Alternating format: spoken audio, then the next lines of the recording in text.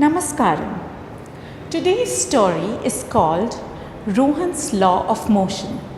This story is about a little boy, Rohan. I wrote this story thinking about how to introduce scientific concepts to little children by relating these concepts to real life scenarios. So let us see what the story is about.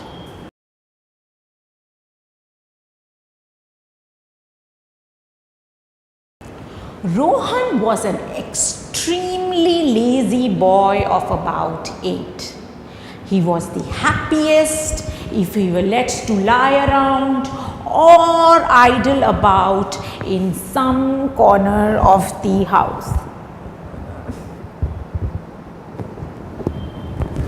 His mother, Mrs. Ramanathan, was sick and tired of his laziness and his unwillingness to do any work. So let us look at a series of events from a few days of Rohan's life. Day 1. At about 6 in the morning, Mrs. Ramanathan was preparing breakfast.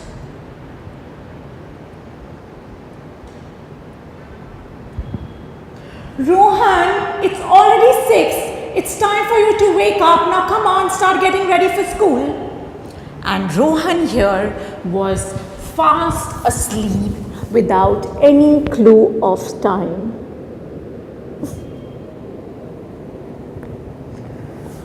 "5 minutes, mommy."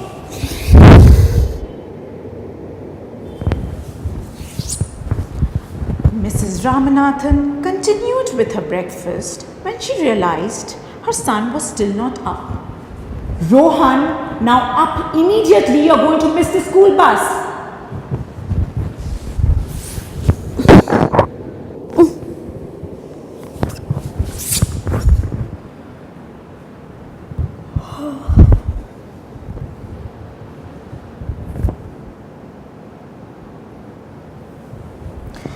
So he reluctantly gets out of bed,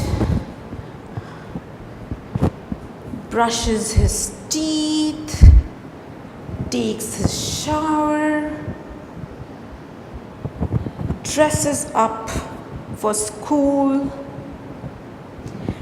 takes his bag and is still looking very sloppy and tired. "Rohan, look at you, looking so dull and tired. You're supposed to look fresh and bright when you're ready to go to school.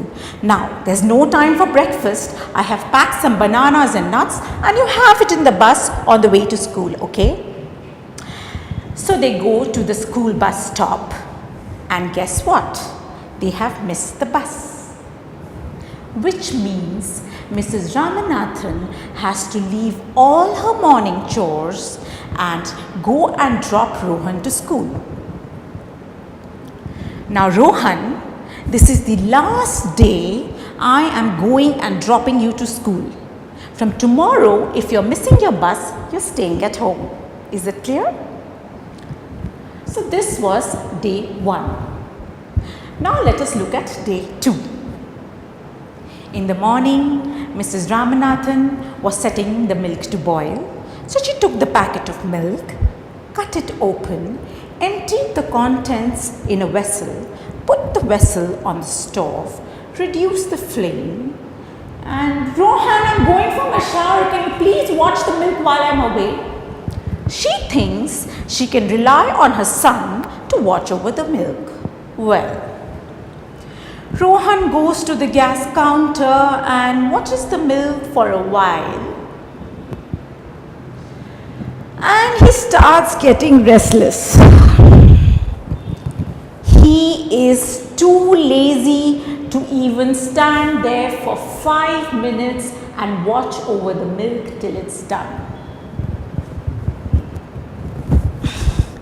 "If I go and sit at that dining table chair, I will still be able to watch the milk." So he goes and he sits on the chair and makes himself very comfortable. And he thinks he can watch the milk from that distance. but in no time he nods off. Mrs. Ramanathan is out of her shower. She goes to the kitchen and she sees the milk is spilt.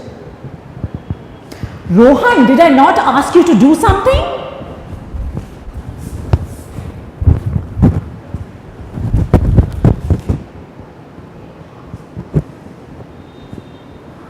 I'm so sorry. This was day 2. Now day 3. Rohan is away to school and Mrs. Ramanathan gets a phone call. Hello? Hello? Yes, I am calling from India High School. Can I talk to Rohan Ramanathan's mother, please? Yes, this is Mrs. Ramanathan this side. How can I help you? Mrs. Ramanathan, I am extremely sorry to inform you, your son is suspended from school for a week. He has been seen to be extremely lazy and inactive, and today in the physical education class, when the other children were busy in their activities, he was seen to be sleeping under the tree. Now this is completely unacceptable to us, and as a punishment, we wish to suspend him from school for a while. I am extremely sorry to hear this. I'm surely going to have a talk with Rohan about this, and I will come and see you in the morning tomorrow. Now, Mrs. Ramanathan was furious because getting a complaint call from school is not nice for a parent at all. She is very eagerly waiting for Rohan to come back from school.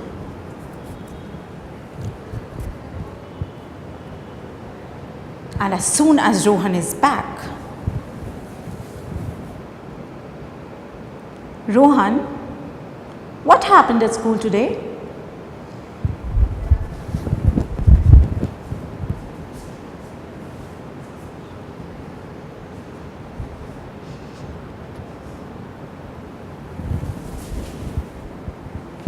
Rohan, what happened at school today?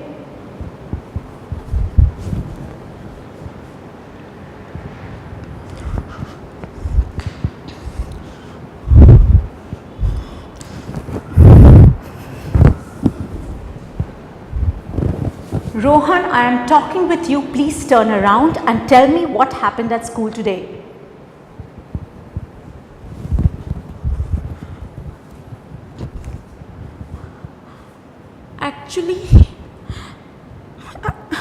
Actually,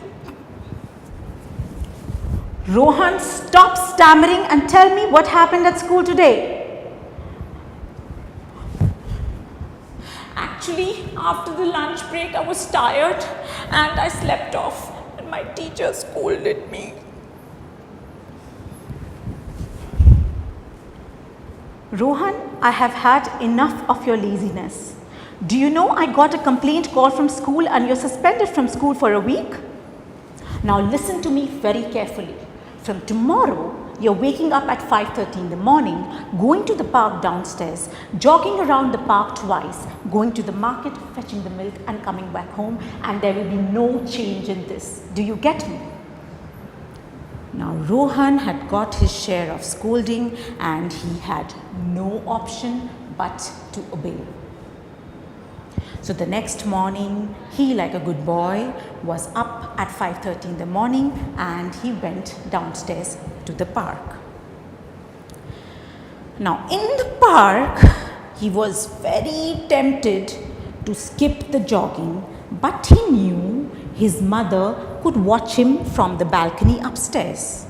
So he very reluctantly started walking. And then he started jogging.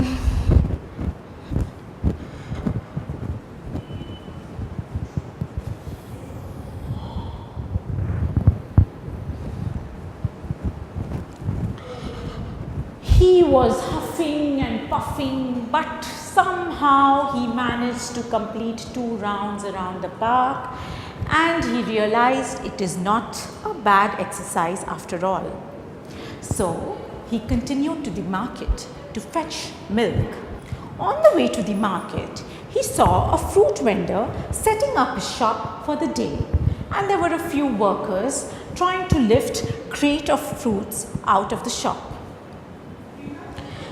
There was a worker trying to lift a crate of mangoes. It was a little heavy, but he tried hard and he managed to pull the crate out. Now it was time to drag a sack of watermelons, which was heavier than the crate of mangoes.